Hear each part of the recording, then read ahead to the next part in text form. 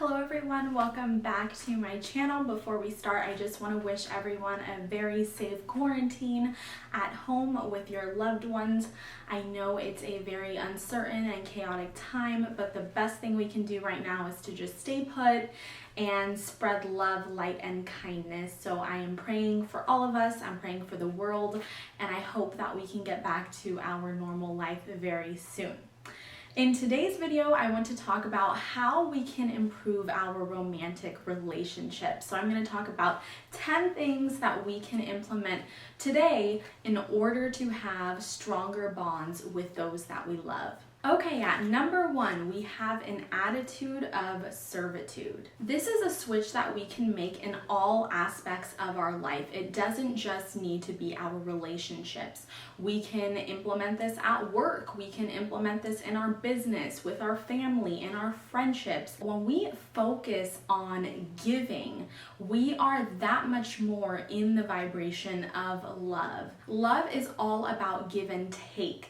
And when we focus on how we can give wholeheartedly, we will always end up receiving the best in return. It's as simple as that. Focus on giving. Focus on how you can contribute to the partnership. So always go above and beyond. Rather than focusing on specific expectations, just focus on serving and giving the best that you can always. When we serve others, they are that much more likely to serve us. Now, a few examples here. Let's say your partner doesn't believe in gift giving. Maybe they never celebrated Christmas growing up and they never received any gifts for their birthday. Well, when their birthday rolls around and they are not expecting a gift from you whatsoever, if you get them something or maybe even just surprise them, they will be so taken back by that and they will be much more likely to gift you something on your birthday. This applies to friendships as well. I recently hosted a holiday party. If you haven't checked out that video, I will link it above. And I invited a few of my friends. It was insane because not even a month later, I had received invites for almost every single friend that showed up. So imagine one holiday party that I hosted ended up in like 5 to 7 invites that I was going to their place for dinner or for a gathering or just a celebration of sorts. So these are just a few examples in how when I was able to give, I was rewarded, and all I had to do was just give and not focus on receiving, but rather just having an attitude of servitude.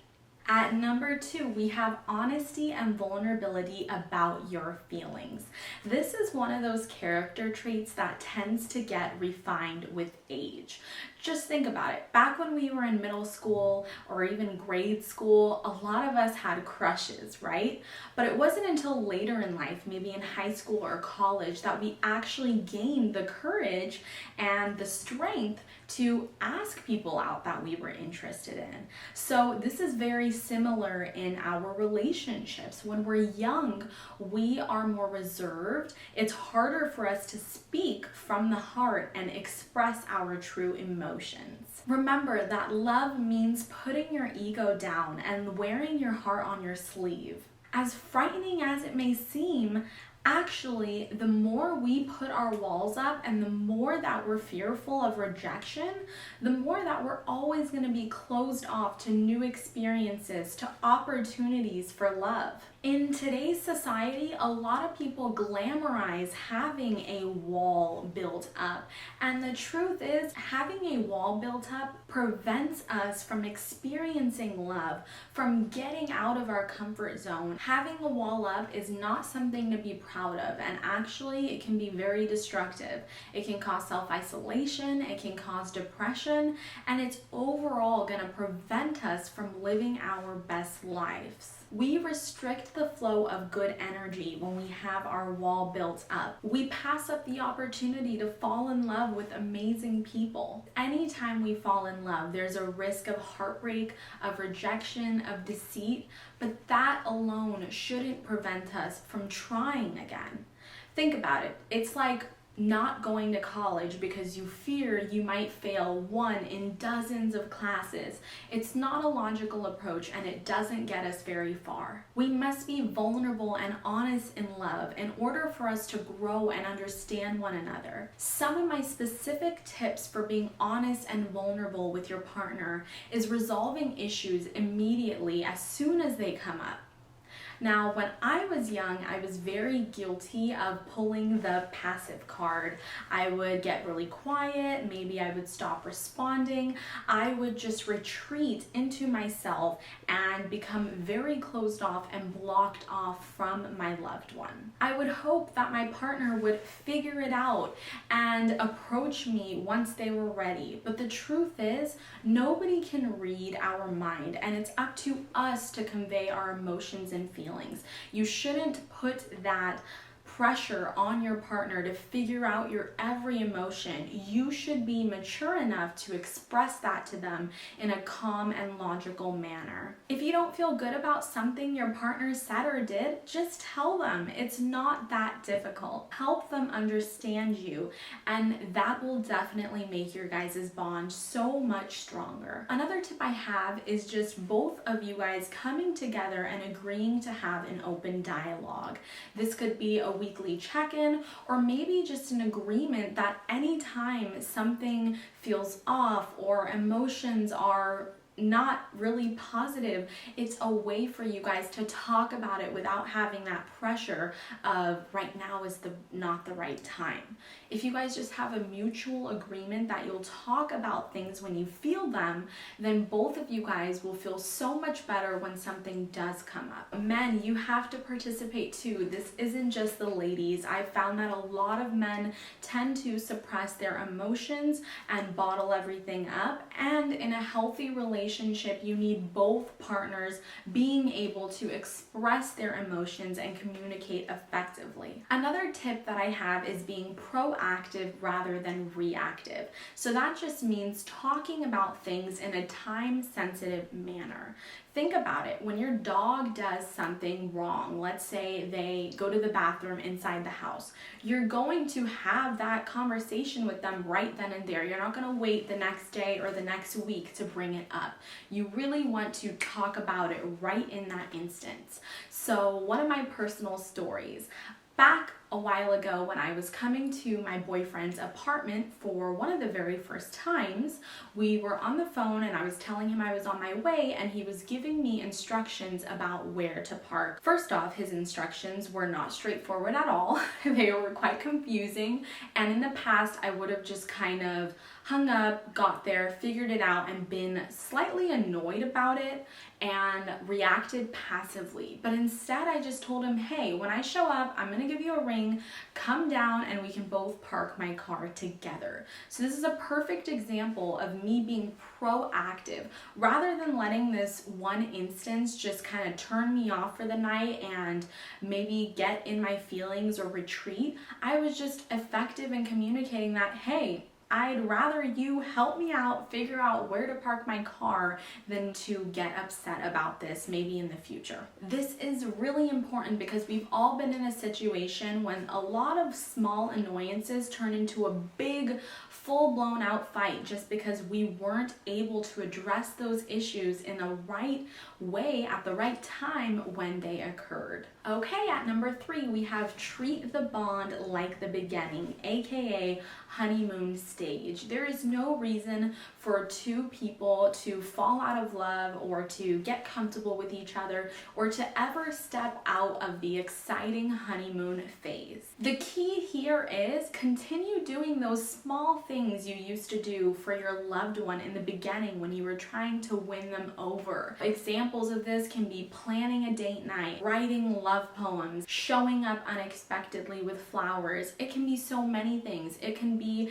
a random text of appreciation and gratitude. It could be a sexy picture that you send them unexpectedly. This can be so many things. It doesn't need to be huge things. It's really the small things that make us fall in love and that keep us in love. For example, in my case, before I lived with my partner, I used to leave him love notes kind of scattered around the house for him to find. And now that we live together, obviously I don't leave him love notes. However, when he goes on business trips, I make sure to sneak in a love note every now and then in his suitcase so that when he's traveling, he has that little reminder of me. Another tip here is don't neglect physical touch. Anything as small as morning kisses, night kisses, holding hands, cuddling while watching TV. All these things really show that you admire and adore your partner, and you should never stop doing them ever. At number 4, I have not having fixed roles. So I'm not discrediting masculine, feminine roles here. I do believe that a man should pay for large bills such as rent, such as vacations, but I'm talking more about roles around the house. Let's say laundry, let's say cooking, let's say planning dates even. There should not be a person who is responsible for doing all of this. I do believe it's once again a give and take situation where you guys are both acting as a team and not putting that full pressure on the other person. Instead of expecting one person to do laundry, maybe one person loads the washer, the other one loads the dryer, or maybe one person does the washer and dryer and the other person hangs. Instead of having one person cook and clean, maybe one person cooks, one person cleans. Or you know what, my partner and I, we're always in a team effort. As soon as I'm putting dishes in the sink, he's loading the dishwasher. So it's like this unspoken token of respect. We don't need to flat out say, hey honey, will you do the laundry? It's just kind of expected that it's both of our duties as people living in this apartment, that we both have a responsibility to keep the place clean. I do believe that that is one of the keys to strengthening and improving a romantic relationship. Instead of one person planning date night and making the reservations, why not do it together? My partner and I personally actually plan our Valentine's Day dinner together. We also do that with anniversaries. Obviously, there are times when one of us plans it for the other person. Usually those are for birthdays, but for normal occasions like Valentine's Day and anniversaries, we kind of make it a team effort to look for a place, to make the reservation together. And this is great because it ensures that we're both a part of the decision-making process and we both kind of know where we're going. We both like the place. There's no crazy surprises, and it really keeps it lighthearted. Obviously, this tip is in healthy, positive times. It's clear that if one of the partners is experiencing a really stressful or traumatic or tragic time, it's just natural for their partner to step up and take on extra roles during that time just to show that they love and care about their partner. We are halfway through number 5. Number 5 is date night and quality one-on-one time together. As fun and exciting it is to go to parties, to do double dates, to have gatherings, I really do believe that one-on-one time is crucial for the success of a romantic relationship. This is especially true for those who have kids or pets or demanding careers. Honestly, I think it's important for everyone. We need to carve out and plan time just for the two of us. I mean, we're so busy nowadays that you really do need to plan this out. You should have one night of the week, I say a whole day at least, where it's just you and your partner talking and just really spending that time getting to know each other on a deeper level. I also want to mention that watching TV or going to the movies does not count as quality time. Quality time means that you guys are engaged with one another. You guys could be going out maybe to do tennis or bowling or golf, or if you're indoors, it could be a puzzle or playing cards, painting, Monopoly, a board game, cooking together, whatever it is, it's an activity that both of you are participating in. You're talking, it's just the two of you. It's not like you're both sitting in front of a screen. That does not count as quality time in my book. Do things that include both of you. Personally, my partner and I usually do daily walks. This is a time where, we're holding hands, we're talking about our day, our plans, anything, funny things, deep things, and it's just a nice time for us to unwind and connect together. Another thing is weekly date nights. Now, we generally go on dates more than once a week, but no matter what, we have a weekly date night, no cooking. We are just going out, enjoying the time, having a cocktail, and just really enjoying each other's company. At number 6, we have separate time apart from each other. Now, you're probably thinking, I thought this was about strengthening your romantic relationship, but let me tell you, distance makes the heart grow fonder.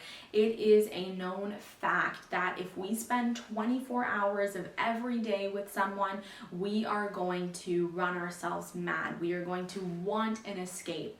I'm not saying you need to be away from your partner for weeks or months to feel this distance or to feel a stronger connection, but even just having separate activities. I know there are times personally at home when my partner is watching TV or getting work done and I'm in another room doing a different activity. So it's okay to have separate alone time even if you're in the same space. Let's say your apartment, your house. I do believe that there are times when you should visit your family by yourself, just, as an individual. This is key to keeping your individuality in a relationship. I noticed that in today's day and age, a lot of people lose themselves in a relationship, and it really is due to the fact that they become so attached to someone, so dependent on someone. The love is just all encompassing, and they lose their identity. They are really incomplete without this person. So in order to prevent that and in order to actually keep those feelings of missing one another, I do really encourage you guys to take some time apart from each other, whether it's a few hours, whether it's, a night you spend at your family's house. Personally, in our relationship, my partner travels 4 to 5 days a week, so we definitely get that distance to have our individual time, and it always leaves us just missing each other that much more. This is probably one of the most important things you can do to strengthen a romantic relationship, so don't disregard it. A quick example of this in the real life is think about moving out to college. Every single person I've ever spoken to said that their relationship with their families was strengthened when they moved out. Once again, the reason being, once they had that distance, once they were able to miss each other, they appreciated and accepted every single layer of that person, right? Because when we're with each other all the time, those little quirky, unique things that our partner does can tend to get annoying or a little bit overwhelming. So it is just key to have some alone time with your friends, whether it be guys' night out or a girls' night out or going to see your family, and coming back with just such a bigger heart for your partner because now you've had that time to miss them. Number 7 is traveling and adventuring together. Do new things to keep the adventure alive. You don't need to go to a different country. It could be exploring a new hiking spot. It can be trying a new restaurant together. It can be taking a dance class. It can be, learning a new musical instrument together. Any of these things just add a layer of excitement and playfulness to a relationship. And a lot of times in long-term relationships, you can lose that sense of playfulness, childishness, and it's nice to kind of ignite those feelings with a new activity, a new adventure, or a vacation. New memories together means seeing different sides of someone that you wouldn't have normally seen just hanging around at home. At number 8, we have knowing your partner's preferences. I encourage everyone to take the love language test, whether you're single or in a partnership. There are 5 different love languages. So we have physical touch, that's pretty straightforward. We have acts of service, which is doing things for your partner without them really asking. We have words of affirmation, which are compliments and words of adoration, like I love you. We have quality time, which is just one-on-one time spent together. And we have gifts, so actual material things. It's really interesting to take this quiz because your love language might be something you didn't even expect it to be. I know that was definitely the case for both my boyfriend and I, so I encourage you to check it out. I'll leave the link below. In life, and definitely in love, it's important to be heard, right? We all strive to be heard, to be listened to be felt. And knowing your partner's love language means you understand how they prefer to witness love, to feel love. And so it's really important to know both your love language and your partner's love language so you can kind of upplay those things and make sure that you're loving them just in the way that they want to be loved. You can also ask simple preferences. Babe, do you like my hair curly or straight? Do you like this outfit or this outfit? Do you prefer going out or staying in tonight? It's good to have both opinions before making a decision because it shows that you value what they care about. At number 9, we have cooking and eating together. Cooking together, let's just start there. It's so much fun in my opinion. You get to grocery shop together, you get to pick items that you wouldn't have normally picked. You guys get to both come together to think of a dish to make.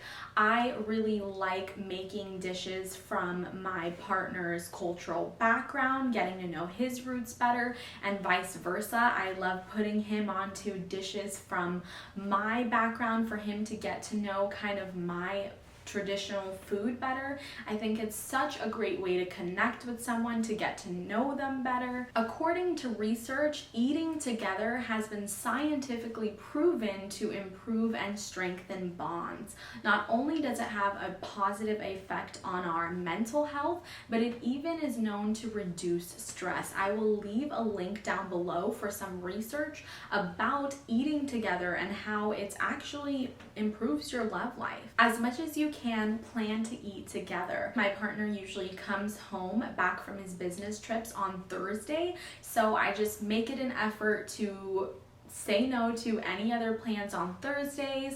I usually like to make something homemade and just be home when he arrives with a warm, home-cooked meal. I think it's just a weekly kind of tradition that we've created at this point. This is all just something I want to do out of love and out of serving my partner. My partner has never been like, what's for dinner tonight? But I actually usually text him Thursday morning or afternoon and say, hey honey, like, are you craving anything? Do you have anything in mind? And I will try to make something along those lines. Last but not least, at number 10, we have being agreeable and compromising. There have been a bunch of studies done on the Big 5 personality model and how that affects our relationships in life.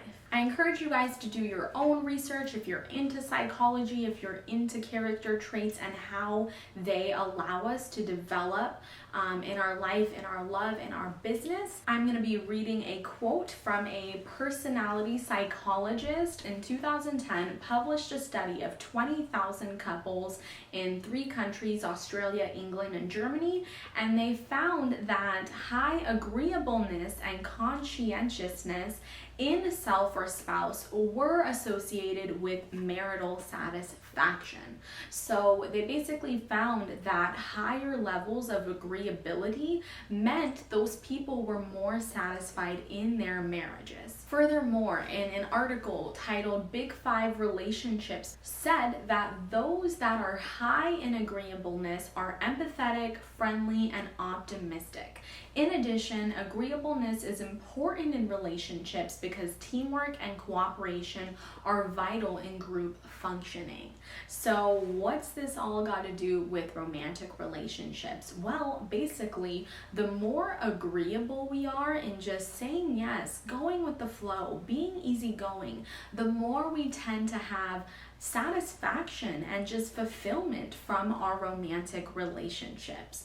Rather than try to nitpick and start disagreements and just be highly irritable or easily annoyed, why not just let our ego down and be easygoing and say yes more than we say no? Once again, remember that small bickering or those small annoyances can lead to full-blown arguments in the future. It can lead to hostility, it can lead to resentment, man, it can lead to divorces. Get into the habit of being easygoing. You don't need to win every battle. Agree to disagree. You're not going to lose anything. At the end of the day, you're both a team. It's not about who's right or wrong. It's about doing life together. So that concludes the 10 ways that you can improve your romantic relationship. If you found the content valuable, make sure to share it with a friend, give me a thumbs up, and subscribe to my channel for more videos. I've posted another video about the key to fulfilling relationships. I will link it up above. Thank you all so much for watching. Stay safe, continue to cultivate love because now it's more important than ever, and I will see you all very soon. Bye!